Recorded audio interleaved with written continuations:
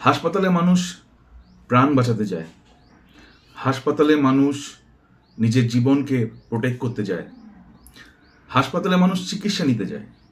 কিন্তু সেই হাসপাতালই যখন মরণ ফাঁদ হয়ে দাঁড়ায়, সেই হাসপাতালই যখন মৃত্যুর কারণ হয়ে দাঁড়ায় বিনা চিকিৎসায় অথবা অব্যবস্থায়, তখন সেটাকে আপনারা কি হাসপাতাল বলবেন না কি বলবেন সেটা প্লিজ কমেন্ট করে জানান। আজকে আমি এমন একটা ঘটনা আপনাদের সামনে শেয়ার করব যেটা কিন্তু সিস্টেমের উপর একটা বিশাল বড় কোয়েশ্চেন মার্ক রেজ করবে। এটা একটা বাবার গল্প, এটা একটা সন্তানের গল্প, এটা একটা স্বামীর গল্প, যে ভীষণই কর্তব্যপরায়ণ ছিলেন, যে ভীষণই ডিউটিফুল ছিলেন। যদি এলাকায় তার নাম নিয়ে প্রশ্ন করা হয়, যদি এলাকায় তার ব্যাপারে ফিডব্যাক না হয়, এক কথায় সবাই তার প্রশংসায় পঞ্চমুখ।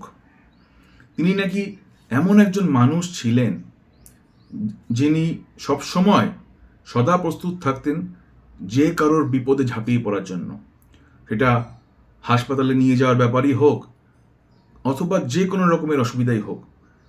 তিনি জাস্ট একটা কল দূরে থাকতেন, জাস্ট ওয়ান কল অ্যাওয়ে।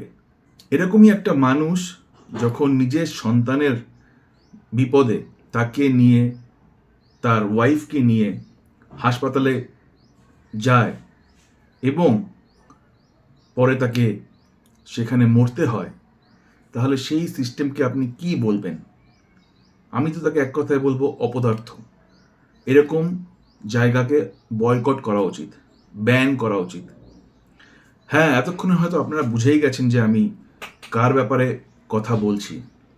তোমরা হয়তো বুঝে গেছো, আমি বলছি অরূপ ব্যানার্জির ব্যাপারে, যিনি দমদমের এক বাসিন্দা এবং 19 তারিখ রাতে যখন তার 3 বছরের ছেলের খাট থেকে পড়ে গিয়ে হাতে চোট লাগে, সিভিয়ার চোট লাগে, তখন সেই অরূপ ব্যানার্জি, যিনি ওই 19 তারিখেই 40 বছরে পা দিয়েছেন, ওই দিন তার জন্মদিন ছিল। তো যাই হোক, তিনি তার ছেলেকে নিয়ে এবং ওয়াইফকে নিয়ে দৌড়ে যান। কোথায় যান? আরজি কর হসপিটালে। কারণ সবাই তো প্রাইভেট হসপিটালে যেতে পারে না। সাধারণ মানুষদের জন্য গভর্নমেন্ট হসপিটাল, সরকারি হাসপাতালগুলো একটা বড় বিশ্বাসের জায়গা, চিকিৎসা নেওয়ার জায়গা। তো তিনি আরজি কর হসপিটালে দৌড়ে যান। তারপরে কি হয়? তিনি রাত 10:30 নাগাদ তার ছেলেকে নিয়ে, ওয়াইফকে নিয়ে আরজি কর হসপিটালে যান এবং তারপর 4:15 নাগাদ সকাল, পরের দিন পড়ে গেছে শুক্রবার 20 তারিখ, 4:15 নাগাদ তিনি লিফট নাম্বার 2, আরজি কর হাসপাতালের লিফট নাম্বার 2-তে উনি প্রবেশ করেন। সিসিটিভি ফুটেজে দেখা যাচ্ছে। এইবার 4:15-তে প্রবেশ করার পরে কি হয়? লিফটের ভিতরে লিফটম্যান ছিল না। তো লিফটটা কোনোভাবে ম্যাল ফাংশন করার ফলে কি হয়? তো লিফটটা কোনো ফ্লোরেই স্টপ করে না, দাঁড়ায় না। তো শুধু আপ অ্যান্ড ডাউন এরকমভাবে মুভ করতে থাকে। ইভেনচুয়ালি লিফটটা বেসমেন্টে চলে যায়, যেখানে কিনা এই আরজি কর হাসপাতালের ট্রমা ডিপার্টমেন্ট, এবং সেটা কিন্তু সহজে অ্যাক্সেসেবল না। সেখানে একটা কোলাপসিবল গেট থাকে, সেই গেটটাকে ওপেন করেই কিন্তু লিফটটাকে অ্যাক্সেস করা যায়। তো ওই এরিয়াতে অ্যাক্সেসটা রেস্ট্রিক্টেড। যাই হোক, এই অরূপ ব্যানার্জি প্রবল চেষ্টা করেন নিজের ওয়াইফকে বাঁচানোর, নিজের সন্তানকে, 3 বছরের সন্তানকে বাঁচানোর। কারণ একটা মানুষ লিফটের ভিতরে কতক্ষণ আটকে থাকতে পারে? সেখানে সে সাফোকেশনেই মরে যাবে। একটা সার্টেন টাইম পরে অক্সিজেন কাট অফ হয়ে যাবে, তখন সে আর ব্রিথ করতে পারবে না। সে প্যানিক অ্যাটাক হয়ে, নাহলে চোকড হয়ে, ব্রিদিং ইস্যু থেকে চোকড হয়ে সে মারা যাবে। এই অরূপ ব্যানার্জি হাল না ছেড়ে কিন্তু আপ্রাণ চেষ্টা করতে থাকে যে কি করে লিফটের দরজা খুলে সে নিজের ওয়াইফ, নিজের বাচ্চার এবং অবশ্যই নিজের প্রাণ বাঁচাবে। হসপিটাল অথরিটি যখন এদেরকে ফাইনালি রেস্কিউ করে, তখন বাজে 5:15, 1 ঘন্টারও বেশি সময় হয়ে গেছে। বেসমেন্ট থেকে তাদেরকে বের করে নিয়ে আসা হয়।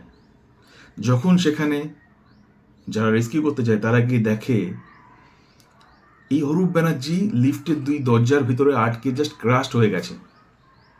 কারণ সে চেষ্টা করেছিল লিফটের দরজাটাকে ফোর্সিবলি ওপেন করতে, যাতে কিনা ওয়াইফকে বাচ্চাকে বাঁচাতে পারে।